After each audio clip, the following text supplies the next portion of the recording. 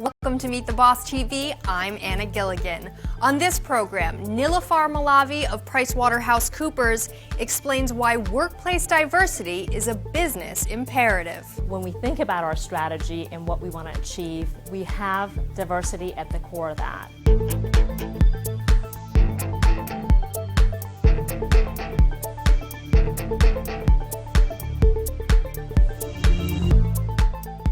After being noticed for her commitment to equality in the workplace, Niloufar Molavi was appointed Chief Diversity Officer of PricewaterhouseCoopers in July of 2009.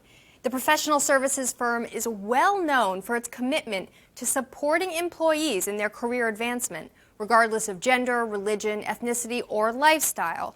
The company has gone so far as to establish a national diversity office dedicated to meeting the widespread needs of all of its employees. I found out why diversity is such a priority to PricewaterhouseCoopers and how Niloufar believes a similar commitment can drive your business. We know that the U.S. demographics are changing, and we know women and minorities are the fastest growing population of the workforce today. We continue to compete actually with the Big Four as well as the service industry for the best talent. And in order for us to be able to attract that talent, retain that talent, and meet our client needs, we need to make sure that we have built an environment where everyone can succeed, where everyone can bring the unique values to the table and achieve their highest potential. And does it drive profitability as well? Oh, absolutely. Again, in our industry, profitability is a result of loyal clients who see that we continue to bring innovative ideas and solutions to their complex business problems. What's at the core of a successful diversity program? What makes one successful versus one that doesn't work? I think that's a great question. I really do believe it starts with the commitment at the top of the organization. Not just the tone at the top, but the actions at the top. And I'll give you an example. At PricewaterhouseCoopers, as the Chief Diversity Officer, I report to our CEO. I also sit on our U.S. leadership team. And diversity is not yet another program that we have, but it's embedded in our strategy. When we talk about our growth strategy, when we talk about our strategy to serve clients, diversity is really embedded in everything we do. We want to make sure it's embedded in our corporate culture and embedded in how we serve our clients, as well as the experience that our people have. So because it's embedded in your strategy, do you not run into the conflict of the business needs are different from the diversity needs? And we don't, right? Because we again, when we think about our strategy and what we want to achieve, we have diversity at the core of that. So you don't have, someone higher up from you going, Niloufar, you're spending a little too much on these diversity programs. It's hurting our profits. No, I don't. And I think more importantly, what I don't struggle with is me being at a lower level, trying to drive a strategy that's not consistent with the broader strategies. What do you think other companies can learn from PricewaterhouseCoopers' approach to diversity? One lesson that is really important that we have focused on is engaging everyone when we talk about and discuss diversity. To give you an example, when we talk about and look at gender, we engage both our men and our women in the discussion. When we are looking at our minorities, we engage both the majority and minority and explore the experiences they're having. And with respect to our GLBT strategy, at the core of that is the role that our straight allies play.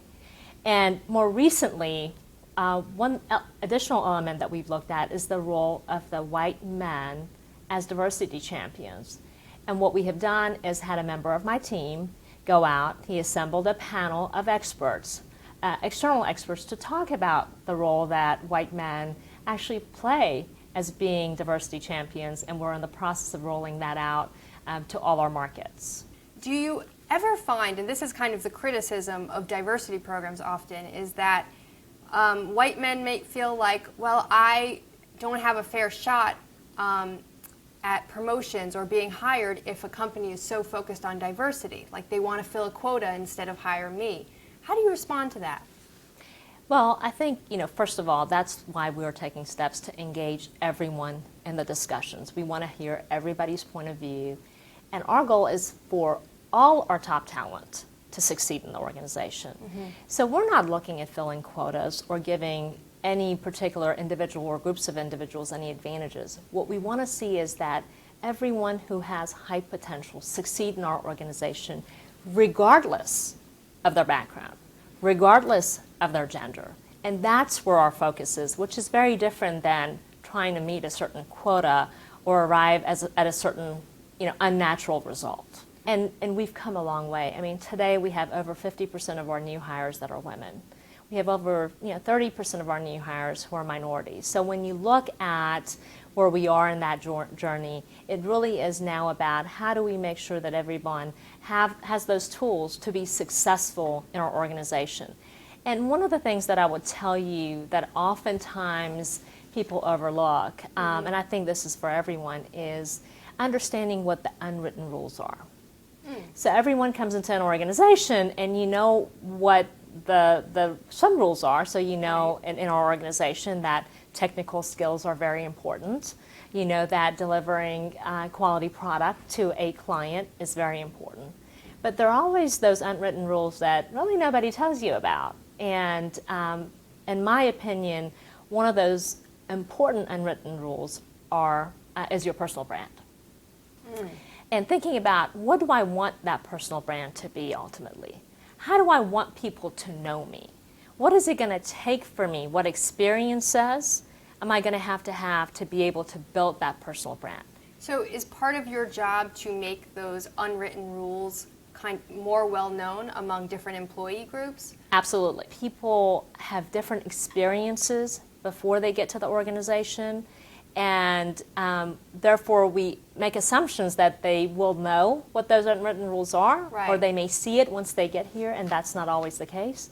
So knowing that, now we're focused on providing everyone with some of those unwritten rules. So would you say it's a difference in people's educations and cultures that they come from, that our unwritten rules are different from where we come from? I think it's cultures, and I think a big part of it is the experiences you've had in life. And everybody has different experiences, and it doesn't have to be based on your race or your gender even, right?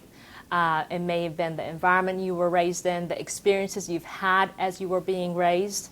And that's really what we're trying to make sure everybody understands, that your experiences will be different, right, and help you, again, set you up for success along the way.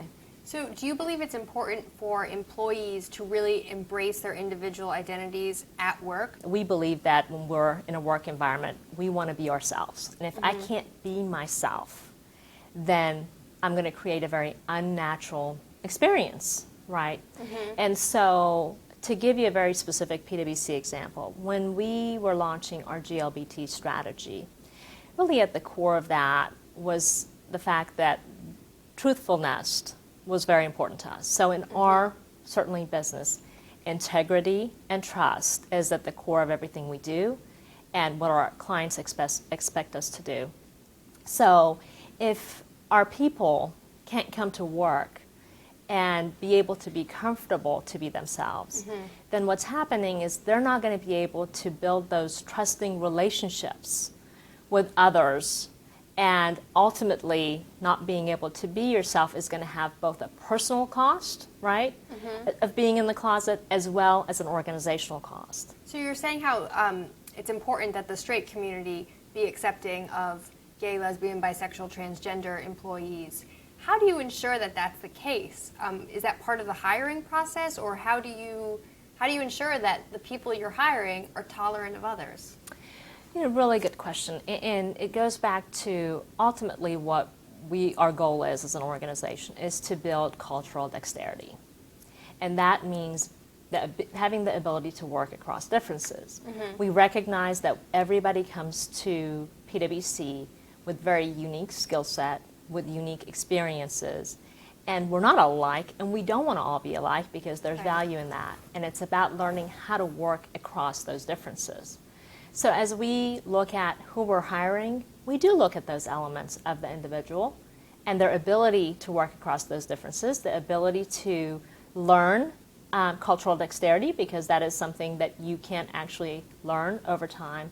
So those are the elements that we're really looking at to ensure that we do build an inclusive culture. Some people would say the whole issue of diversity is kind of passé. We've done it. What would you say about the relevance of it in today's business climate? I don't know how and whenever diversity could become passé, because from my perspective, it is at the core of managing and developing talent. Diversity ultimately is about how we build an organization with talented individuals from very different backgrounds. So I don't think diversity is ever going to become passé unless we believe that, managing talent is at some point not relevant. But there are some very successful companies out there who have a workforce. Maybe everyone comes from, the top tier Ivy League schools, and that's associated with a certain socioeconomic class and certain opportunities in life. And they might say, why would we spend the money on working on developing people who just aren't there when we could get these people that have had every resource in the world to them and they're talented and smart? What would you say to that? I would ask them, what's the opportunity cost that actually you haven't looked at? So just because you have a group of people from the same educational background, same socioeconomic background, they all think alike. Right. You're always going to agree. You're always going to be driving probably towards the same goal. But are you not looking at opportunities that if you had a more diverse organization, you would be thinking about? And again, I think in today's world, I'll also tell you that, again, I mentioned demographics are changing. Buying patterns, who's actually has the buying power is changing. So if you are not in tune with your customers, whoever they may be, for us, obviously our clients, for other organizations, it's your consumers. If you are not thinking and understanding what's on their mind, what's important to them, because you have nobody in your organization that can relate to that constituency, then I think pretty soon you're going to become irrelevant. For more fantastic interviews directly related to your business, be sure to explore Meet the Boss TV.